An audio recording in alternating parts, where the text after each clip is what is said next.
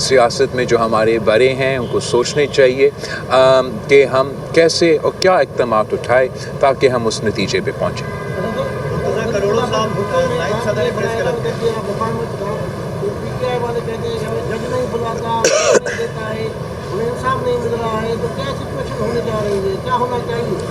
میں تو شہید محترمہ بینظیر بھٹو کی برسی پہ شہید محترمہ بینظیر بھٹو کی نظریہ اور منشور کے مطابق ہی بات کروں گا، اور قومی ایشوز کے ساتھ ساتھ معاشی ایشوز کے ساتھ ساتھ جو شہید محترمہ بینظیر بھٹو کی آخری سیاسی پیغام تھی وہ سیاسی مفاہمت کے لیے، ٹروتھ اینڈ ریکنسیلیشن کے لیے، تو اس پہ میں نے ضرور بات کرنا تھا۔ میں اس کا یہ مطلب نہیں تھا کہ میں کسی ایک سیاسی جماعت کے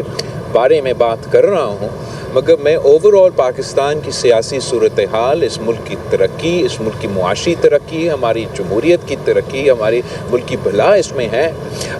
کہ ہم پاکستان کی سیاست کو اس نتیجے میں لے کر آئیں۔ اس میں حکومتی جماعتیں، حکومت کے ساتھی والے جماعتیں کو بھی ایک کردار ادا کرنا پڑے گا، اور ساتھ ساتھ جو ہمارا اپوزیشن کی جماعتیں ہیں ان کو بھی ایک رسپانسبل کردار ادا کرنا پڑے گا۔ اگر سیاست انتہا پسندی کی سیاست کیا جائے گا تو پھر میرا خیال میں اس انتہا پسندی والی سیاست کے جواب میں جو سختی ہوتی ہے اس پہ شکایت نہیں ہونا چاہیے۔ انگریزی میں ایک کہاوت ہے if you can't stand the heat get out of the kitchen، اور اگر ایک طرف آپ کے لیڈر پہ ایک چھوٹی سی نیب کیس بننے پہ اور ایک چھوٹا سا گرفتاری کے رد عمل پہ آپ ہمارے قومی ادارے پہ حملہ کریں گے، پھر بعد میں آپ ایسے شکایت نہ کریں کہ قانون اور آئین کے مطابق آپ کے خلاف ایکشن ہوگا۔ کل میں نے کری خدا بخش میں پیپلز پارٹی کے جوالوں سے یہی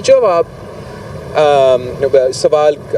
پوچھا، اور آپ سے بھی میں وہی سوال کرتا ہوں کہ یہ تو پی ٹی آئی کی بات ہو رہی ہے، رائٹ؟ آپ سوچیں کہ کوئی اور پیپلز پارٹی اگر یہ قدم اٹھاتی تو ہمارے ساتھ کیا حشر کیا جاتا؟ ان کے ساتھ تو کچھ ہو ہی نہیں رہا ہے۔ ہمارے جو پاکستان پیپلز پارٹی کے ایکسپیرینس رہا ہے، ہمارا جو تاریخ ہے اس کے مطابق ہم تجویز دیتے ہیں، اور ہمارا تجویز یہی ہے کہ یہ انتہا پی ٹی آئی کے لیے بھی کہ وہ انتہا پسندی کی سیاست چھوڑ دے، وہ اپنا سیاست کو سیاست کے دائرے میں واپس لے کر آئے۔ یہ ان کی سیاست کے لیے، ان کی سیاسی جماعت کے لیے، ان کی سیاسی کارکنوں کے لیے بہتر فیصلے ہوگا